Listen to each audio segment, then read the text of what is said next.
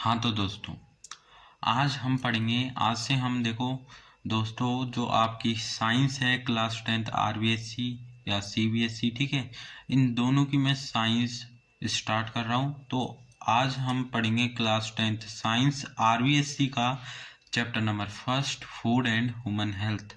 तो चलो इसको स्टार्ट करते हैं, फूड एंड ह्यूमन हेल्थ को। और जो मैं इस वीडियो लेक्चर में पढ़ाऊंगा, इसके अलावा आपको कुछ भी नहीं आएगा, ठीक है, कुछ भी नहीं आएगा, मैं गारंटी देता हूँ, ठीक है। आप देखो, मैं बिल्कुल डिटेल में पढ़ाने वाला हूँ, एक ही वीडियो में फुल चैप्टर कराऊंगा, ठीक है। तो फूड एंड ह्यूमन हेल्थ मतलब फूड का ह्यूमन हेल्थ पर क्या प्रभाव पड़ता है, इसी को हम इस चैप्टर में देखेंगे, ठीक है। सबसे पहले अब मैं जो करवाऊंगा ना, उसके अलावा कुछ नहीं आएगा, ठीक है। आपको जानना है कि न्यूट्रिशन क्या होता है। सबसे पहले जानना है कि न्यूट्रिशन क्या होता है, ठीक है। सबसे पहले आपको जानना है कि न्यूट्रिशन क्या होता है। न्यूट्रिशन क्या होता है? द प्रोसेस, मैं लिख देता हूँ, the process of obtaining food and utilize for growth, repair and metabolism, ठीक है। मेटाबॉलिज्म आर कॉल्ड न्यूट्रिशन, ठीक है। न्यूट्रिशन, तो देखो, एक ऐसा प्रोसेस, न्यूट्रिशन क्या होता है, ठीक है। एक और चीज जान लेते हैं, हम खाना क्यों खाते हैं। अब आपको इसका उत्तर देना है कमेंट बॉक्स में, ठीक है। हम खाना क्यों खाते हैं, why was we eat food, ठीक है। वाई वी ईट फूड, ठीक है। तो हम खाना क्यों खाते हैं, तो न्यूट्रिशन, ठीक है। हम खाना क्यों खाते हैं, क्योंकि हमें एनर्जी चाहिए, ठीक है। हमें एनर्जी के लिए तो खाना खाते हैं, हम किसी काम को कर पाए। हम काम को कैसे कर पाते हैं, हमारे अंदर क्या होती है, पावर होती है, तभी तो हम किसी चीज को कर पाते हैं, हमारे अंदर एनर्जी होती है, ठीक है। तो एनर्जी कहाँ से मिलती है, फूड से मिलती है। अब न्यूट्रिशन क्या होता है, the process of obtaining food and utilize it for growth, repair and metabolism are called nutrition. मतलब एक ऐसा प्रोसेस जिसमें फूड को ऑब्टेन करें, जिसमें जो फूड है उसको हम प्राप्त कर रहे हैं और उसको यूज कर रहे हैं अपनी ग्रोथ, रिपेयर और मेटाबॉलिज्म के लिए, उसे बोलते हैं न्यूट्रिशन, ठीक है।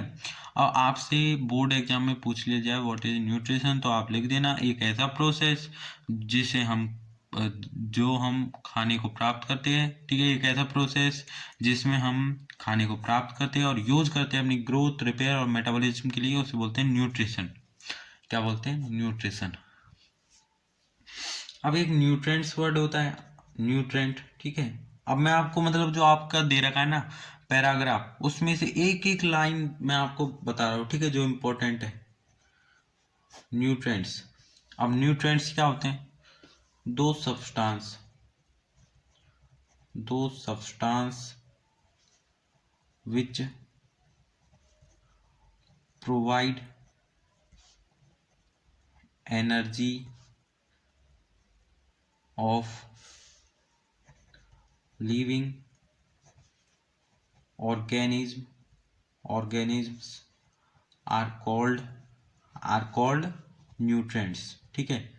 न्यूट्रेंट्स मतलब एक ऐसा सब्सटेंस जो कि हमें एनर्जी प्रदान करता है, ठीक है, लिविंग ऑर्गेनिज्म को, उसे क्या बोलते हैं, न्यूट्रिएंट्स बोलते हैं। तो आपसे पूछ लीजिए जाए कि न्यूट्रिएंट्स क्या होता है, एक ऐसा सब्सटेंस जो कि प्रोवाइड करता है एनर्जी किसी भी लिविंग ऑर्गेनिज्म को, उसे बोलते हैं न्यूट्रिएंट्स। समझ गए, न्यूट्रिशन क्या होता है, इसमें हम खाने को प्राप्त करते हैं, यूज करते हैं ग्रोथ के लिए, रिपेयर के लिए, मेटाबॉलिज्म के लिए, उसे बोलते हैं न्यूट्रिशन। और न्यूट्रिएंट क्या होता है, एक ऐसा सब्सटेंस जिसमें हम प्रोवाइड करते हैं एनर्जी, एक ऐसा सब्सटेंस जो कि हमें करता है प्रोवाइड एनर्जी लिविंग ऑर्गेनिज्म को। हम भी तो एक लिविंग ऑर्गेनिज्म है, ठीक है। Is called nutrients. अब न्यूट्रिएंट्स फूड में कितने टाइप्स के होते हैं, तो फूड होता है उसमें 6 न्यूट्रिएंट्स होते हैं, ठीक। फूड में कितने न्यूट्रिएंट्स होते हैं, 6। कौन कौन से, पहला हो गया कार्बोहाइड्रेट्स, सेकंड हो गया फैट्स, थर्ड हो गया विटामिन्स, फोर्थ हो गया मिनरल्स, फिफ्थ हो गया आपका, फिफ्थ आपका हो गया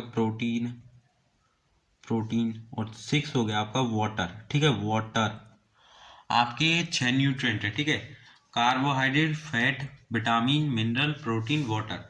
आपके ये जो 6 न्यूट्रिएंट्स है ये किस में पाए जाते हैं? ये पाए जाते हैं आपके जो मतलब जो खाना होता है उसमें आपके 6 न्यूट्रिएंट्स पाए जाते हैं। ठीक है, समझ में आ रहा है ना? 6 न्यूट्रिएंट पाए जाते हैं। थोड़ी ब्राइटनेस कम कर देता हूँ जो दिखने में समस्या नहीं है। ठीक है, अब दिख रहा होगा तो समझ गए। तो 6 न्यूट्रिएंट पाए जाते हैं फूड में। ठीक है, अब जो कार्बोहाइड्रेट और फैट है वो हमें क्या देते हैं? एनर्जी देते हैं। विटामिन मिनरल प्रोटेक्ट करते हैं हमारी बॉडी को डिजीज से। प्रोटीन बॉडी बिल्डिंग फूड है। वाटर क्या करता है? वाटर तो आप जानते हो, जल है तो कल है। ठीक है, मतलब जल बहुत इंपॉर्टेंट है हमारे लिए, वाटर। इतना समझ गए न्यूट्रिशन क्या होता है, न्यूट्रिएंट्स क्या होता है, और फूड के अंदर 6 न्यूट्रिएंट्स होते हैं। अब आप देखो, अब देखना है आपको कि बैलेंस डाइट क्या होता है, अनबैलेंस डाइट क्या होता है। तो बैलेंस डाइट क्या होता है? बैलेंस फूड या डाइट बोल सकते हो, बैलेंस फूड या डाइट। ठीक है, तो मैं लिख देता हूँ डेफिनेशन इसकी। बैलेंस फूड क्या होता है? A diet in which contain all the right amount of proportion of food is called balance food. ठीक है, बैलेंस फूड या डाइट एक ऐसी डाइट जिसमें जो खाने की मात्रा है वो बिल्कुल सही प्रोपोर्शन में हो।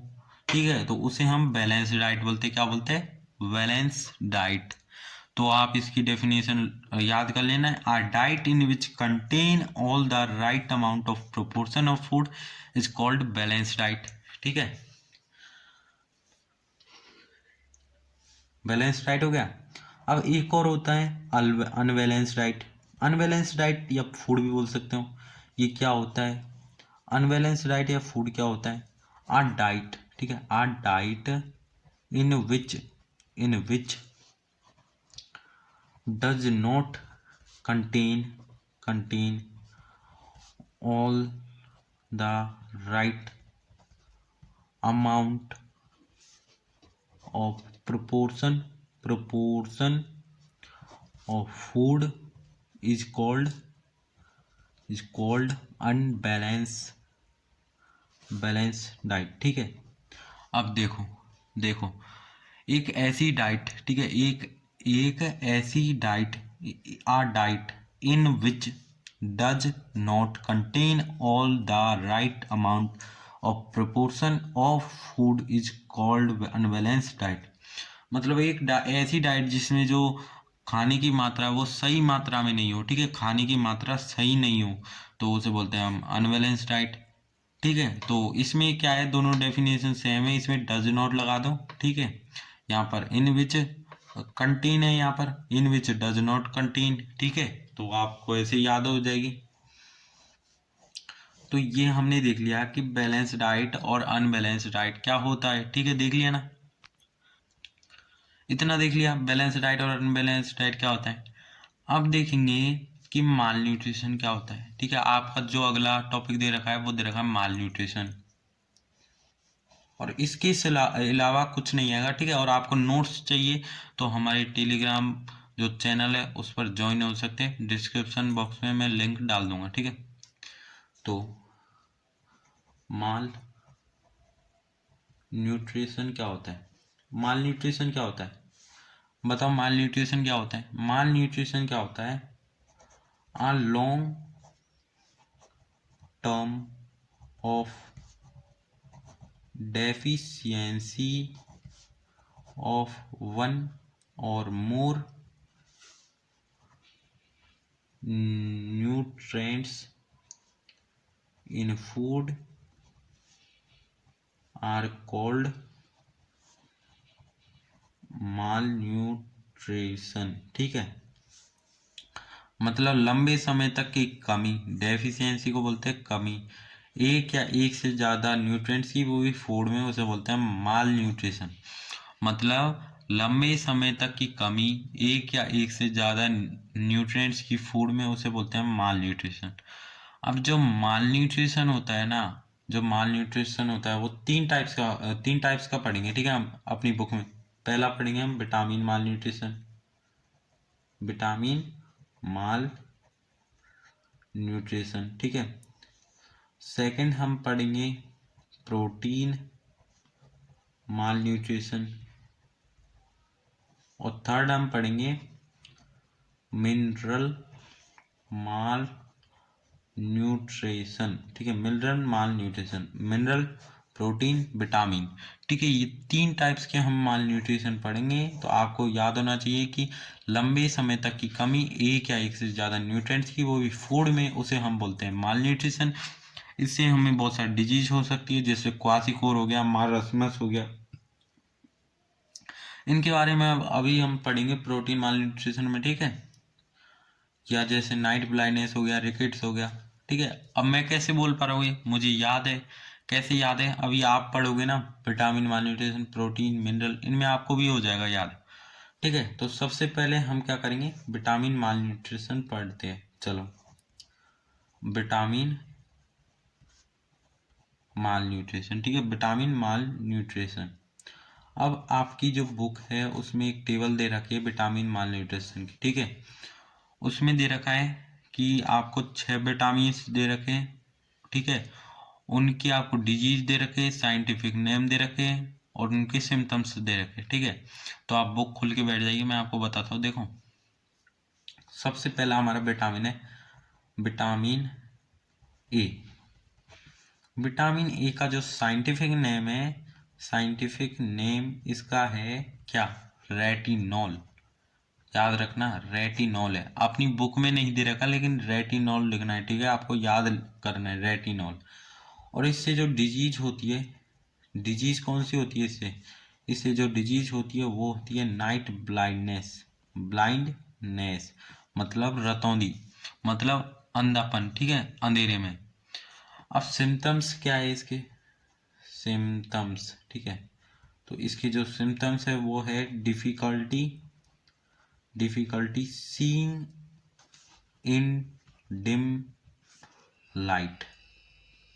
ठीक है, मतलब जो अंधेरे में डिफिकल्टी होती है देखने में, डिम लाइट में। ठीक है, समझ में आया, difficulty seeing in dim light, समझ गए, विटामिन माल न्यूट्रिशन। तो हमारा जो पहला विटामिन ए था उसके बारे में हमने देख लिया है, रेटिनॉल उसका साइंटिफिक नेम है, डिजीज नाइट ब्लाइंडनेस है, सिम्टम्स क्या है कि रात को देखने में समस्या आती है।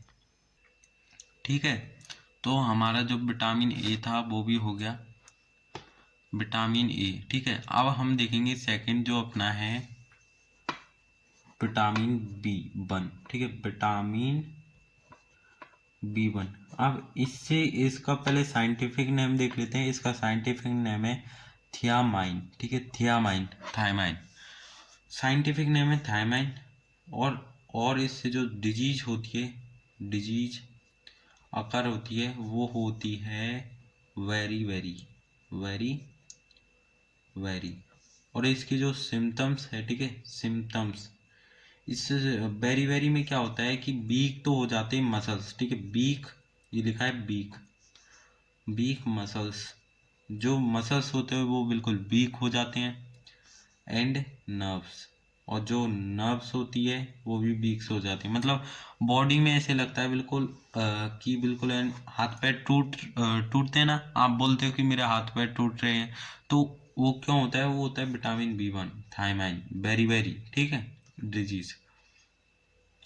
थर्ड है विटामिन विटामिन बी 2।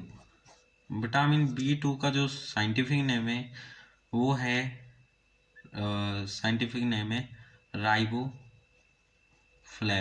राइबोफ्लेविन। और इससे जो डिजीज होती है वो होती है राइबो राइबोफ्लेविनोसिस, राइबोफ्लेविनोसिस, तो ध्यान रखना है यहाँ पर राइबोफ्लेविन है और यहाँ पर है राइबोफ्लेविनोसिस। और इससे जो सिम्टम्स होते हैं, सिम्टम्स, ठीक है, वो क्या होते हैं? वो होते हैं cracked skin near lips and mouth, ठीक है, cracked skin near lips and mouth, मतलब जो माउथ होता है उसके बगल में क्रैक हो जाता है, मतलब स्किन पर रप्चर सा दिखने लग जाता है, ठीक है, क्रैक से हो जाते हैं। तो समझ में आ गया विटामिन B2। अब थर्ड जो है हमारा वो है विटामिन बी, सॉरी जो फोर्थ है हमारी वो है विटामिन B3। अब विटामिन B3 का जो साइंटिफिक नेम है वो है, विटामिन B3 का साइंटिफिक नेम है, क्या बताओ? नियासिन, ठीक है। और इससे जो डिजीज होती है वो होती है पेलाग्रा, ठीक है। और इसके सिम्टम्स क्या है? सिम्टम्स आपको ये याद रखने पड़ेंगे, ठीक है। सिम्टम्स क्या होते हैं इसके, पेलाग्रा के? बताओ सिम्टम्स क्या होते हैं इसके, सिम्टम्स बताओ क्या होते हैं। इसमें क्या होता है, जो इन्फ्लेमिनेशन हो जाता है, ठीक है, जो माउथ होता है उसमें इन्फ्लेमिनेशन हो जाता है, इन्फ्लेमिनेशन इन माउथ एंड लिप्स, और भी है, एंड डायरिया, ठीक है, डायरिया मतलब दस्त हो जाते हैं इसमें।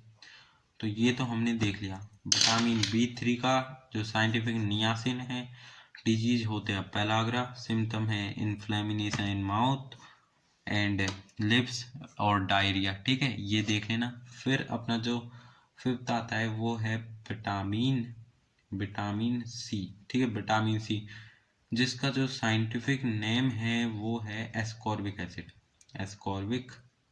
एसिड, जिससे जो डिजीज होती है ना, डिजीज वो क्या होती है? वो होती है स्कर्वी, क्या? स्कर्वी, ठीक है, मतलब एस्कॉर्बिक एसिड इसका साइंटिफिक नेम है। स्कर्वी डिजीज होती है। और इसका जो डिजीज क्या है इसकी, इसकी जो डिजीज है वो बहुत ही इंपॉर्टेंट है, ध्यान रखना, ब्लीडिंग ऑफ गम्स, ठीक है, ब्लीडिंग ऑफ गम्स, मतलब जो मसूड़े होते हैं उनमें खून निकलने लगते हैं, ठीक है, दांत में, तो ब्लीडिंग ऑफ गम्स, ठीक है, याद रखना।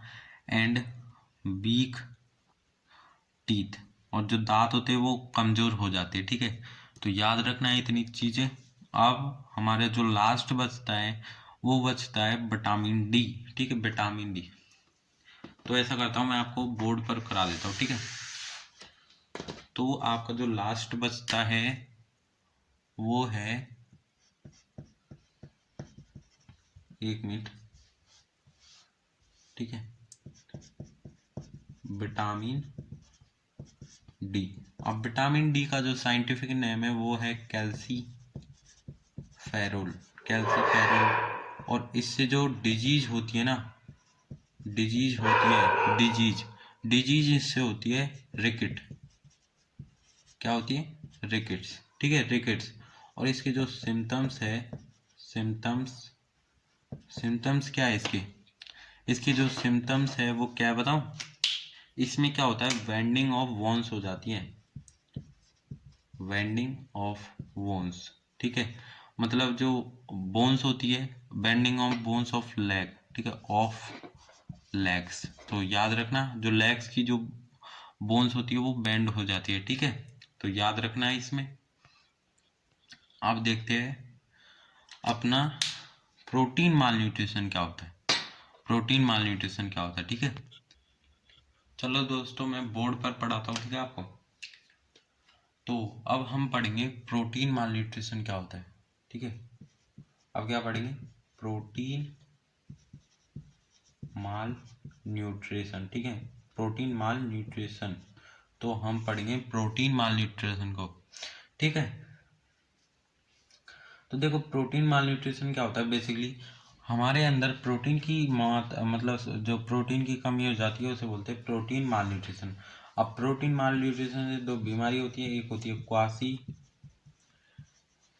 कोर, ठीक है, क्वासी कोर। और सेकंड होती है मारसमस, मारसमस सॉरी, पहली होती है क्वासिकोर, सेकंड होती है मारसमस। अब क्वासिकोर क्या होती है और मारसमस क्या होती है इसी को देखते हैं। तो सबसे पहले हम देखेंगे क्वासिकोर को, ठीक है। क्वासिकोर में क्या होता है, क्वासिकोर में क्या होता है, deficiency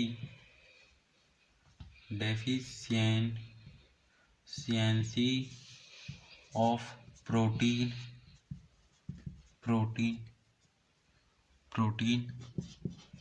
due to causes of quasi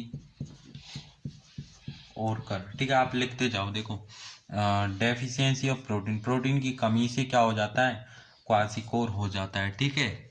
और ये अफेक्ट किसको करता है, इसको और देख लेते हैं, अफेक्ट पर्सन, ठीक है। अफेक्ट किसको करता है, पर्सन को, तो ये करता है चिल्ड्रंस को, ठीक है। चिल्ड्रंस को क्या करता है, अफेक्ट करता है। सबसे पहला हो गया चिल्ड्रंस, फिर हो गए जो हो गए प्रेग्नेंट लेडी, ठीक है, प्रेग्नेंट लेडी, इसको अफेक्ट करता है। तो क्वासिकोर क्या होता है, प्रोटीन की कमी, उसके कारण हमें होता है क्वासिकोर, ठीक है। फिर इसके क्या है, इसके कुछ कुछ वो होते हैं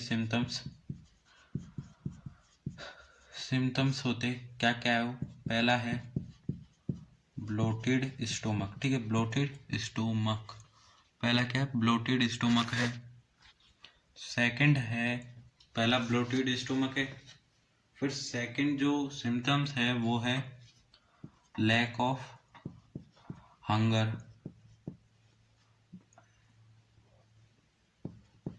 लैक ऑफ हंगर। देखो ब्लोटेड स्टोमक में क्या होता है, जो पेट होता है वो बाहर फूल जाता है। लैक ऑफ हंगर में भूख कम लगती है। स्किन बीकेम पेल, जो स्किन होती है वो पीली पड़ जाती है, ठीक है, इतना याद रखना। तो हमने प्रोटीन मालन्यूट्रिशन में क्वासिकोर देख लिया है, ठीक है। तो मैं इसको इरेज कर रहा हूँ।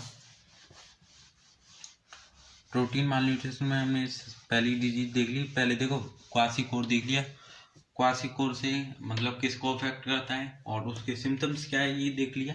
अब हम देखेंगे मारसमस, ठीक है, मारसमस के बारे में। तो मारसमस इसमें क्या होता है, आप देखो, इसमें आप समझो, मारसमस में क्या होता है, एक तो प्रोटीन की कमी होती है, ठीक है, प्रोटीन की, और कार्बोहाइड्रेट, ठीक है, carbohydrates and fat, carbohydrate and fats, ठीक है, इनकी कमी हो जाती है मारसमस में। याद रखना, मारसमस में प्रोटीन और कार्बोहाइड्रेट की कमी हो जाती है, इसके कारण मारसमस होता है। और ये अफेक्ट किसको करता है, ये अफेक्ट करता है किसको, चिल्ड्रंस को, ठीक है। और इसके सिम्टम्स क्या है, सिम्टम्स आप लिख देना कि बॉडी वीकेम स्केलेटन, जो बॉडी होती है वो बिल्कुल हड्डी जैसी हो जाती है, ठीक है, मतलब बिल्कुल पतली हो जाती है। और बॉडी वीकम पील, और जो बॉडी होती है वो पीली पड़ जाती है। और डीप्स आइस, और आई होती है वो अंदर घुस जाती है। तो तीन मैंने सिम्टम्स बता दिए, तो आप ये याद कर लेना, ठीक है, तीन सिम्टम्स आप याद कर लेना, मारसमस, क्वासिकोर, और जो क्वासिकोर सॉरी मारसमस में क्या होता है, प्रोटीन और कार्बोहाइड्रेट की कमी हो जाती है और इससे अफेक्ट होता है चिल्ड्रंस। और सिम्टम्स क्या होते हैं, बॉडी बिकम स्केलेटन, मतलब जो बॉडी होती है वो स्केलेटन जैसी हो जाती है, और बॉडी बिकम पेल, मतलब पीली पड़ जाती है, और डीप इन आइस, ठीक है, समझ गए। अब हमने प्रोटीन माल न्यूट्रिशन देख लिया है। अब हम क्या देखेंगे, अब हम देखेंगे मिनरल माल न्यूट्रिशन, ठीक है, मिनरल माल न्यूट्रिशन। मिनरल माल न्यूट्रिशन क्या होता है इसको देखते हैं। तो मिनरल माल न्यूट्रिशन,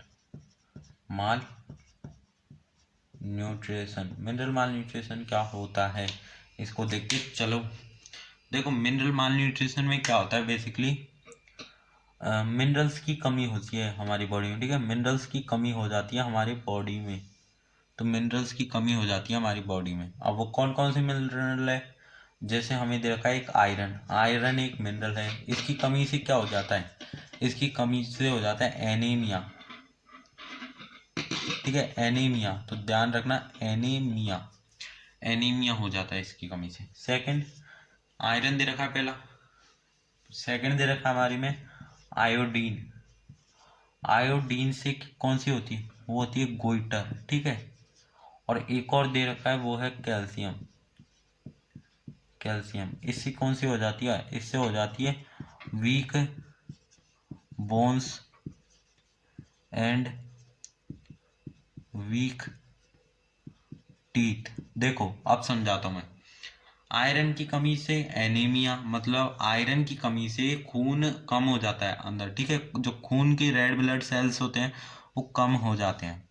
आयोडीन में गोइटर। अब देखो थायराइड ग्लैंड होता है, थायराइड ग्लैंड होता है हमारे जो वोकल कॉर्ड होता है, उसमें यदि उसकी जो एक्टिविटी है वो स्लो हो जाए तो हमें गोइटर की बीमारी हो जाती है, ठीक है। और कैल्शियम मतलब वीक बोन्स और वीक टीथ, ठीक है, आप जानते ही हो, तो ये आप लिख लेना और समझ लेना।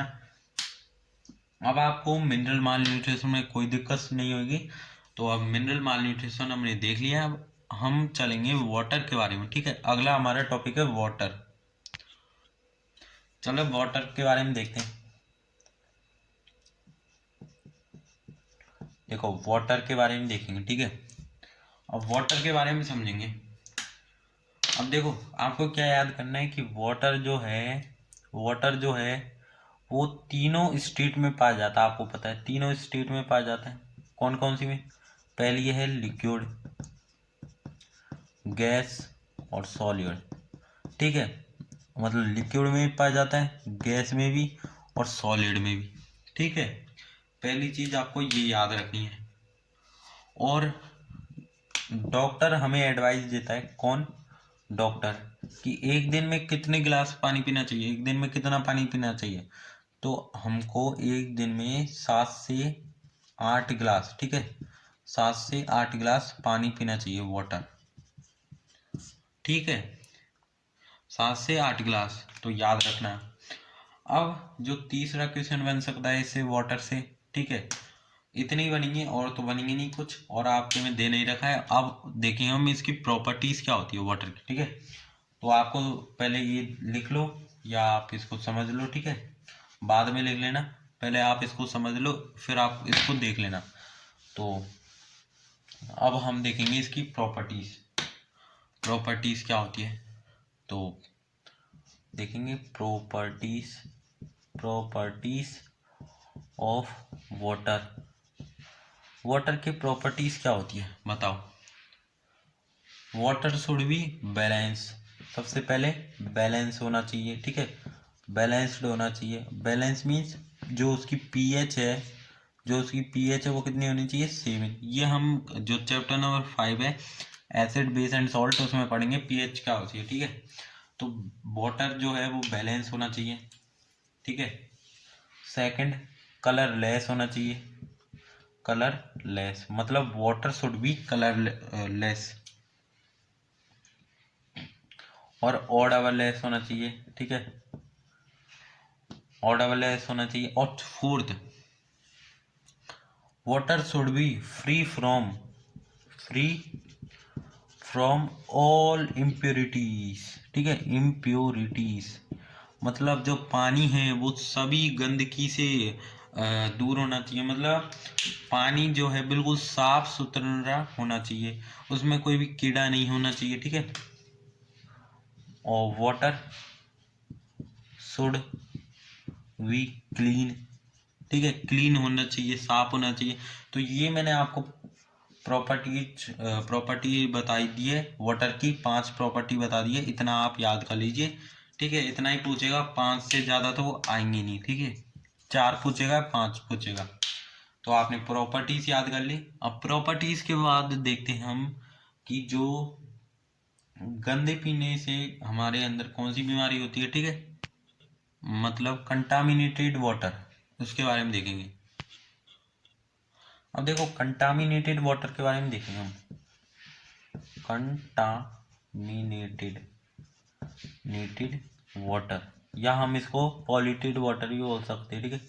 कंटामिनेटेड वाटर, इसके बारे में देखेंगे। तो देखो क्या करते हैं लोग कि जो गंदा पानी पी लेते हैं कोई भी, ठीक है, मान लो किसी ने गंदा पानी पिया, पॉल्यूटेड वाटर पिया, तो उससे क्या होता है, बहुत सारी डिजीज हो सकती है। कौन कौन डिजीज हो सकती है, जैसे आपको ये याद रखने, जैसे आपको हो सकता है क्लोरिया, टाइफाइड, ठीक है, टाइफाइड हो गया,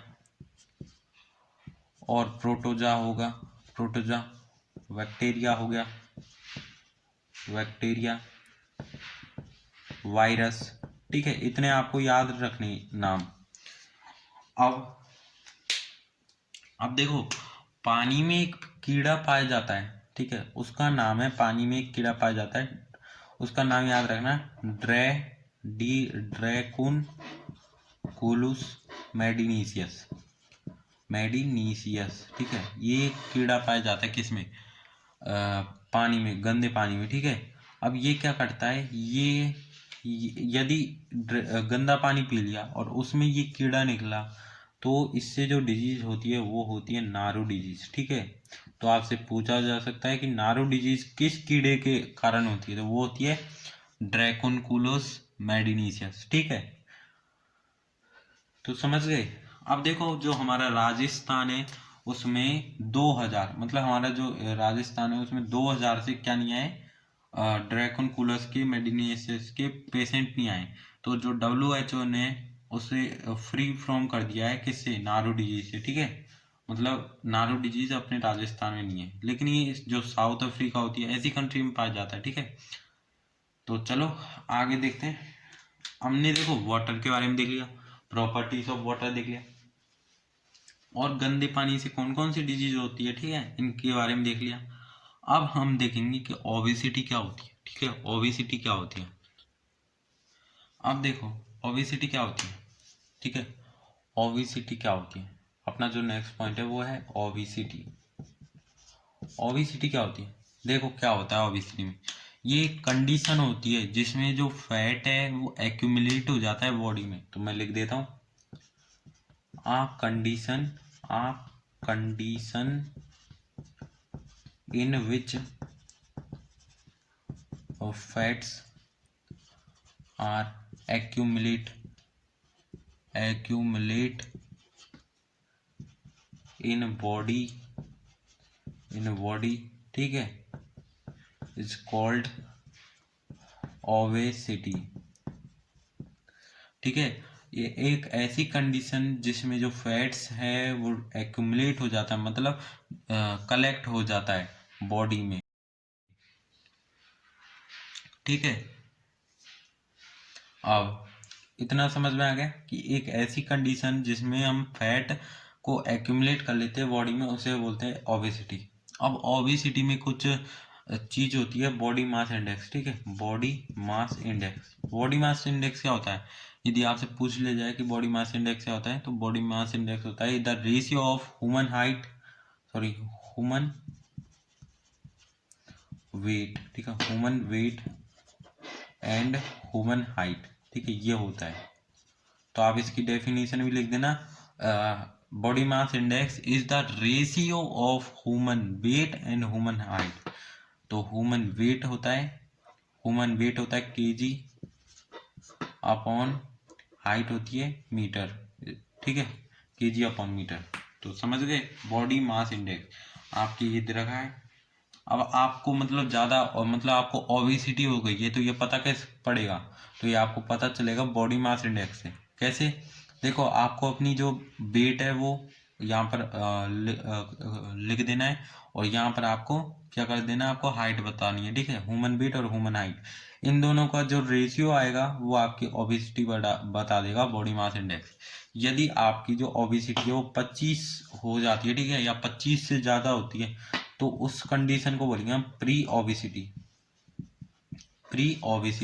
और जो ओबेसिटी होती है इससे बहुत सारी डिजीज होती है, ठीक है, जैसे हाइपरटेंशन हो गए, मैं बताता हूँ, लिख कर बताता हूँ, ठीक है। जैसे जैसे जैसे बहुत सारी डिजीज होती है, जैसे हो गई पहली हाइपरटेंशन, ठीक है, एक ये डिजीज हो गई जो होती है। और इससे एक तो हाइपरटेंशन हो गई, ठीक है, और ब्लड प्रेशर, ये ब्लड प्रेशर ही है हाइपरटेंशन, ठीक है। और इसमें हो गया हार्ट अटैक और ब्रीथिंग प्रॉब्लम, मतलब सांस लेने में प्रॉब्लम आती है। ओबेसिटी के बारे में हमने इतना देख लिया, बस इतना जानना था आपको। अब ओबेसिटी किस कारण से होती है आपको ये बताना हो तो आप लिख देना खुद ही यार कि हम जो बाहर का खाना खाते हैं, ऑयली प्रोडक्ट खाते हैं, ठीक है, एक्सरसाइज नहीं करते और जो सेडिमेंट्री लाइफ जीते हैं, मतलब घर पे बैठे रहते पूरे दिन, कुछ भी काम नहीं करते, टीवी देखते देखते खाते रहते, ठीक है, तो आप लिख देना कुछ भी, ठीक है। तो ये होती है ओबेसिटी से बीमारी, और ओबेसिटी क्या होती है ये हमने देख लिया। अब हम देखेंगे ब्लड प्रेशर के बारे में। अब अपना जो टॉपिक आ गया वो आ गया ब्लड प्रेशर के बारे में, ठीक है। ब्लड प्रेशर बहुत ही इंपॉर्टेंट टॉपिक है, blood pressure. Blood pressure blood pressure ठीक है, ब्लड प्रेशर के बारे में जानना है अब हमें। अब ब्लड प्रेशर क्या होता है, पहले इसकी डेफिनेशन भी तो देखनी पड़ेगी, ठीक है। डेफिनेशन भी तो देखेंगे कि ब्लड प्रेशर होता क्या है। तो क्या होता है ब्लड प्रेशर, तो ब्लड प्रेशर क्या होता है देखो, the pressure pressure the pressure exerted on the walls of blood vessels why blood flowing is called blood pressure, ठीक है। तो ब्लड प्रेशर क्या होता है, एक ऐसा प्रेशर जो कि जो ब्लड की वेसल्स है उस पर लगे, ब्लड की वेसल्स की जो दीवार है उन पर लगे, वो भी ब्लड फ्लोइंग होते समय, ठीक है। तो उसे बोलते हैं प्रेशर, मतलब ब्लड प्रेशर। तो ब्लड पर प्रेशर लगना, उसी को तो हम बोलेंगे ब्लड प्रेशर। तो ये इजी सी डेफिनेशन है, याद कर लेना, 1 नंबर की पूछी जा सकती है, ठीक है। अब जो ब्लड प्रेशर है वो दो टाइप्स के होते हैं। एक तो होता है पहला सिस्टोलिक और दूसरा होता है डायस्टोलिक ब्लड प्रेशर, ठीक है। एक होता है सिस्टोलिक और एक होता है डायस्टोलिक। अब एक और चीज और बता देता हूँ जो कि बहुत ही इंपॉर्टेंट है। नॉर्मल बॉडी का ब्लड प्रेशर कितना होता है, तो वो होता है 120 से 80 mm Hg, मतलब मिलीमीटर मरकरी, ठीक है। तो 120 से 80 mm Hg बहुत ही इंपॉर्टेंट क्वेश्चन है, ठीक है, तो इसको याद रखना। अब देखते हैं हम कि सिस्टोलिक ब्लड प्रेशर क्या होता है और डायस्टोलिक ब्लड प्रेशर क्या होता है, इसको देखते हैं,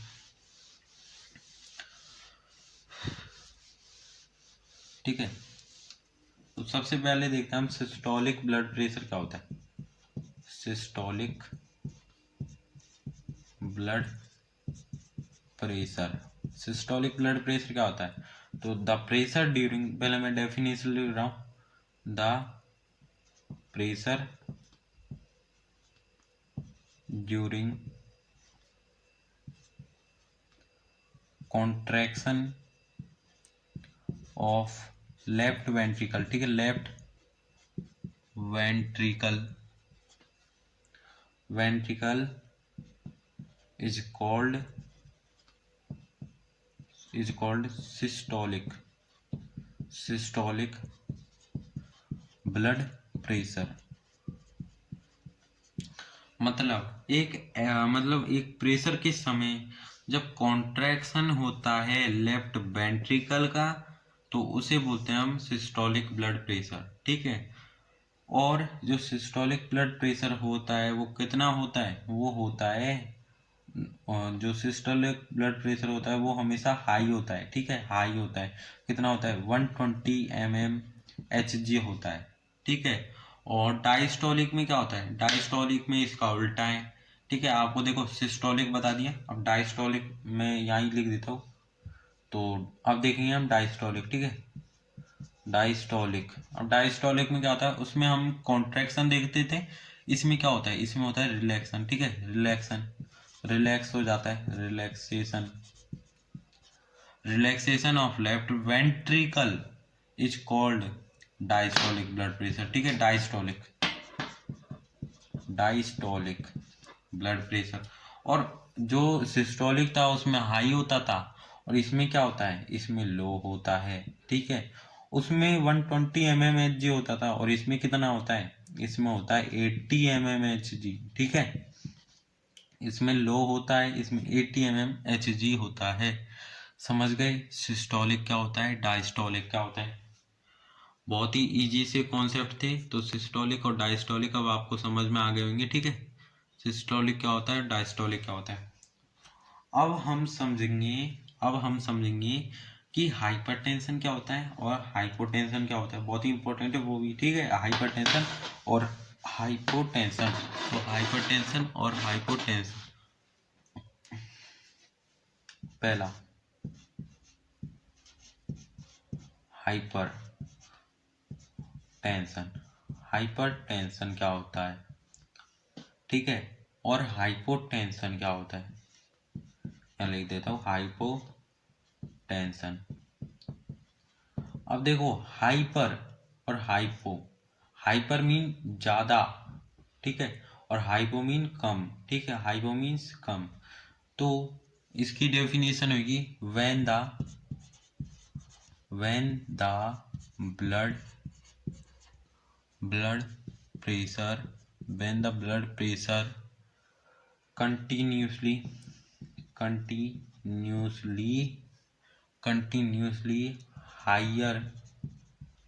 higher than the normal range range are called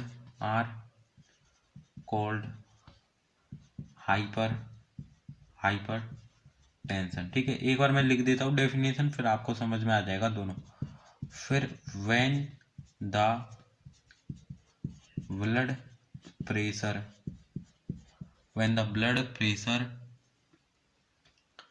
continuously falls below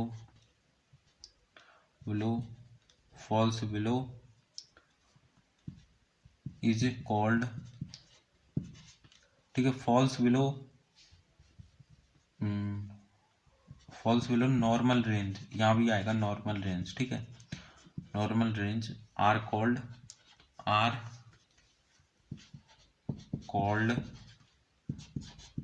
hypotension, ठीक है, हाइपोटेंशन। मुझे लगता है इंक जो खत्म हो गई है, तो अभी मैं थोड़ी देर में डाल दूंगा, तो आप पहले समझिए हाइपरटेंशन क्या होता है और हाइपोटेंशन क्या होता है। हाइपरटेंशन में क्या होता है, व्हेन द ब्लड प्रेशर, जब जो ब्लड प्रेशर होता है वो लगातार हाइयर होता है, वो भी नॉर्मल रेंज से, उसे बोलते हैं हम हाइपरटेंशन। मतलब मान लो हमने देखा था कि नॉर्मल कितना है, 120 से 80 mmHg था, ठीक है, mmHg। अब इससे 120 से यदि ज़्यादा बढ़ जाए, जैसे 160 हो जाए, ठीक है, मान लो 160 हो गया, तो ये क्या होगा कि ये हाइपरटेंशन होगी, ठीक है, हाइपरटेंशन। और जो हाइपरटेंशन होता है वो बहुत ही, मतलब इसमें क्या होता है हाइपरटेंशन में कि जो व्हेन द ब्लड प्रेशर लगातार higher than the normal range are called hypertension, ठीक है, हाइपरटेंशन में ये होता है। अब हाइपोटेंशन में क्या होता है, हाइपोटेंशन में क्या होता है, जब जो ब्लड प्रेशर वो नॉर्मल रेंज से कम हो जाए, जैसे 80 है इससे 30 हो जाए, तो ये क्या है, ये है हाइपोटेंशन। ठीक है, 30 हो गया तो हाइपोटेंशन है। When the blood pressure continuously falls below normal range are called hypotension. तो समझ गए हाइपरटेंशन क्या होता है, हाइपोटेंशन क्या होते हैं, इतना आपको समझ में आ गया होगा। तो एक बार इसको नोट कर लीजिए। अब देखते हैं हम, बहुत ही पढ़ लिया ना, तो अब हम देखेंगे जो टॉक्सिक सब्सटेंस होते हैं जैसे गुटखा, तंबाकू, अल्कोहल, ठीक है, इनको देखेंगे। तो मैं इसको इरेज कर देता हूँ, इरेज कर देता हूँ। अब देखो, अब देखेंगे हम टॉक्सिक सब्सटेंस। अब आपको देखो मैं कुछ पॉइंट बताऊंगा, वही याद रखने, ज़्यादा तो आपको याद रखना नहीं है। टॉक्सिक सब्सटेंस, टॉक्सिक सब्सटेंस, ठीक है, टॉक्सिक सब्सटेंस जैसे पहला हम ले लेते हैं टॉक्सिक सब्सटेंस में गुटखा। पहला क्या लेते हैं, गुटखा। अब गुटखा से क्या इंपॉर्टेंट क्वेश्चन बनेंगे हमारे, ठीक है, गुटखा से क्या इंपॉर्टेंट क्वेश्चन बनेंगे। एक ही इंपॉर्टेंट क्वेश्चन बन सकता है, वो है कि इससे डिजीज कौन सी होती है। तो इससे डिजीज कौन सी होती है वही बनेगा, ठीक है, बस गुटखा से, मतलब गुटखा खाने से कौन सी डिजीज होती है। तो कौन सी डिजीज होती है बताओ, इससे डिजीज होती है सब म्यूकुस, MUCOUS, म्यूकुस फाइब्रोसिस, ठीक है, फाइब्रोसिस, सब म्यूकुस फाइब्रोसिस।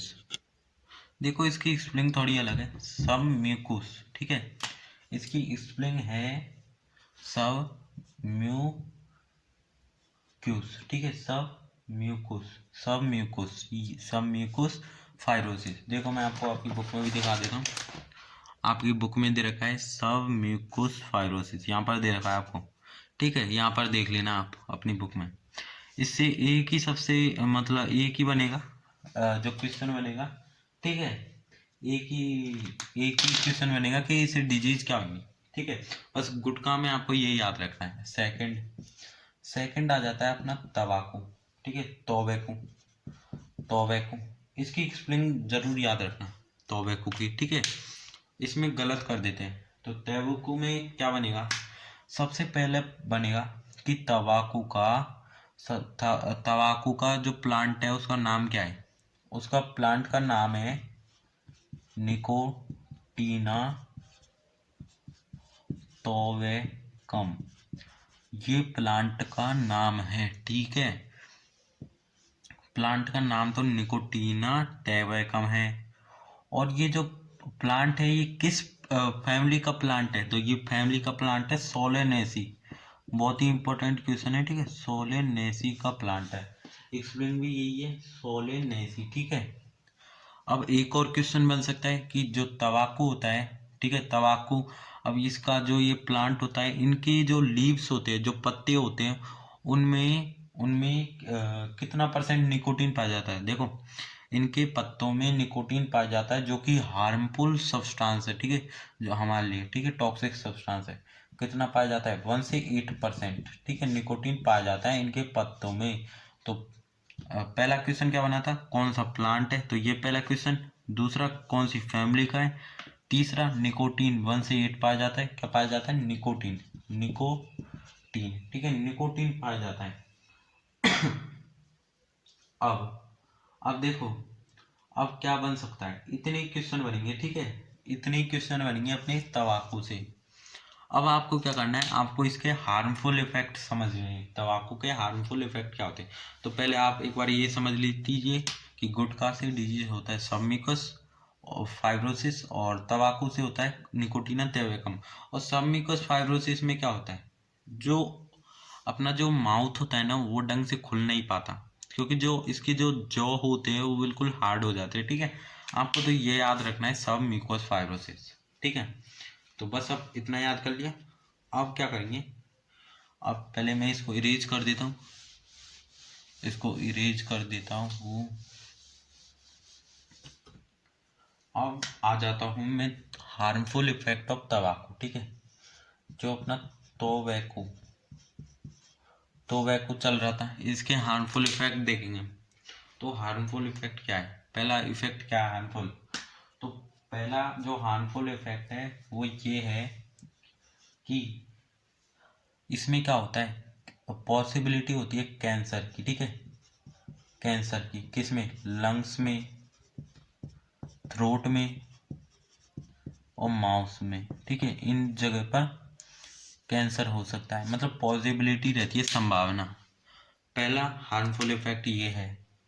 सेकंड, यदि कोई प्रेग्नेंट लेडी है, बहुत ही इंपॉर्टेंट है, यदि कोई प्रेग्नेंट लेडी है और वो इसका यूज करती है तंबाकू का, ठीक है, तो उसका क्या हो सकता है, इसका एम्ब्रॉय डेवलपमेंट कम हो सकता है, डिक्रीज हो सकता है, ठीक है,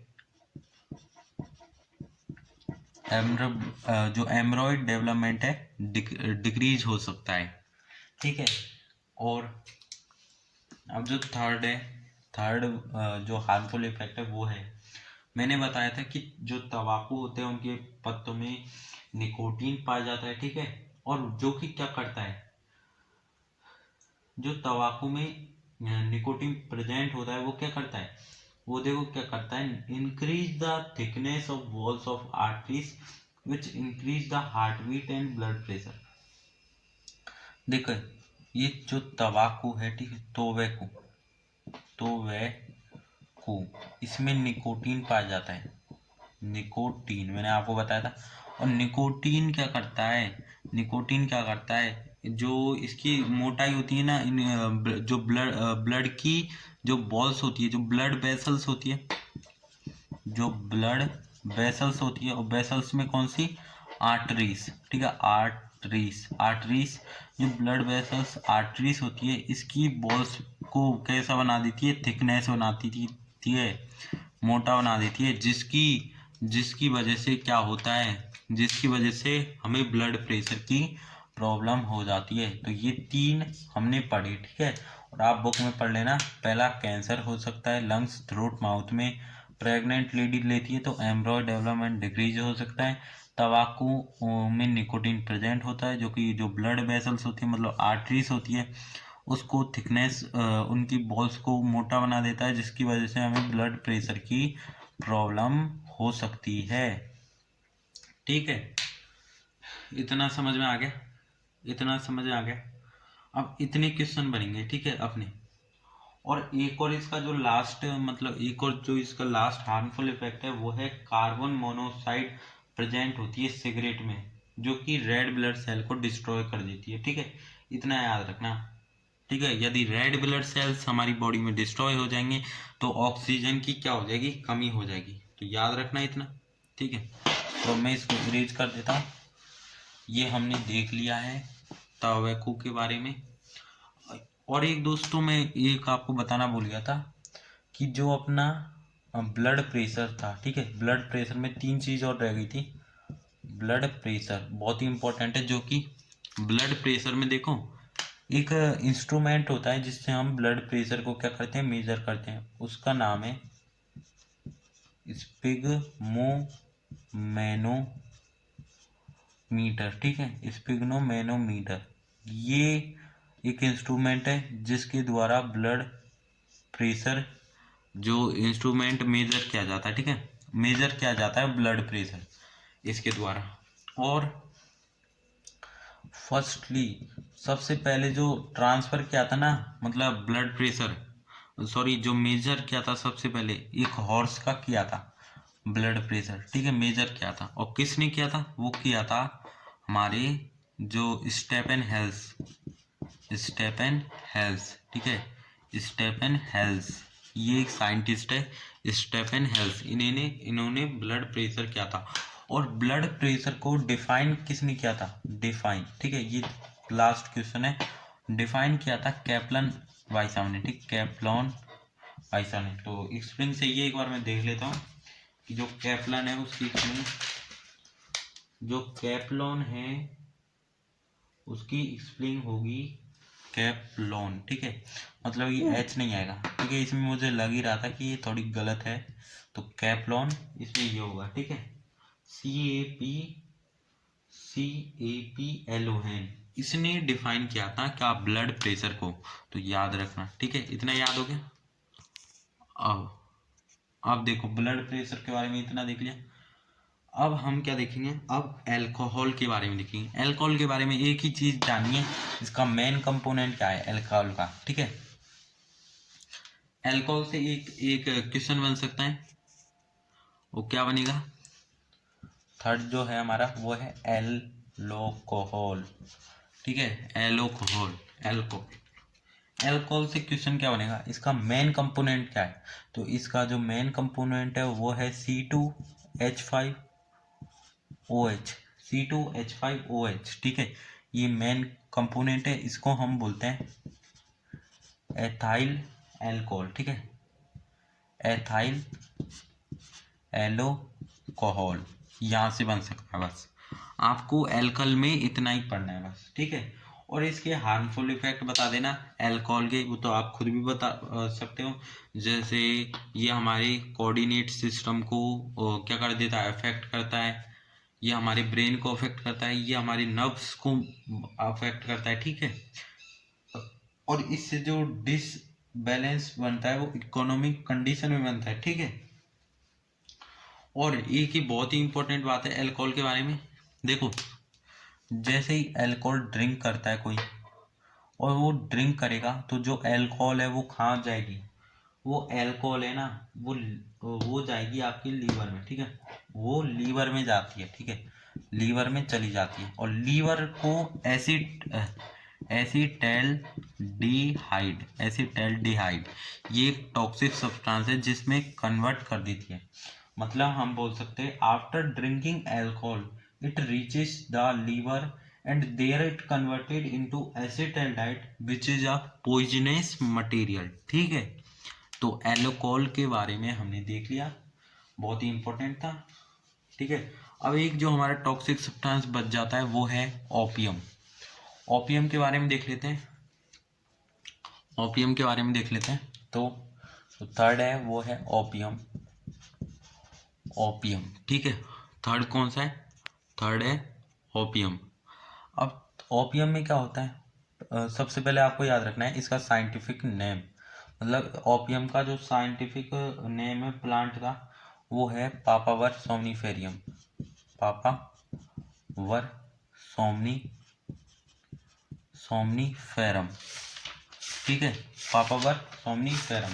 तो ये आपको याद रखना है, ठीक है। ऐसे पूछा जा सकता है कि right the scientific name of opium plant. तो ओपियम प्लांट का जो साइंटिफिक नेम है वो है पापावर सोमनीफेरियम। अब एक और क्वेश्चन बन सकते हैं कि जो ओपियम है वो हमें प्राप्त कहाँ से होता है, मतलब हमें जो ओपियम है वो प्राप्त कहाँ से होता है। तो देखो ओपियम एक प्लांट है, तो इसमें एक फ्रूट होता है, ठीक है, फ्रूट होता है, और फ्रूट में होता है मिल्क, और जो मिल्क होता है उससे प्राप्त होता है। तो हम बोल सकते हैं कि जो ओपियम इज ऑप्टेन, ठीक है, मैं यहाँ लाइन लिख देता हूँ, ओपियम इज ऑप्टेन्ड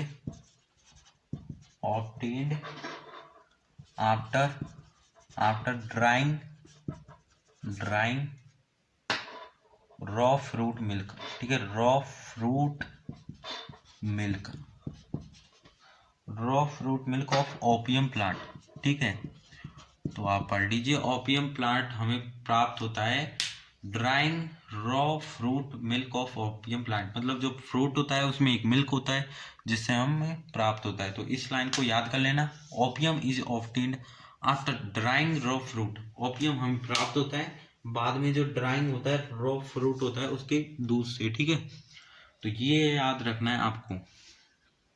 अब एक और चीज याद रखनी है आपको, वो क्या रखनी है, ठीक है, वो क्या रखनी है, वो आपको याद रखनी है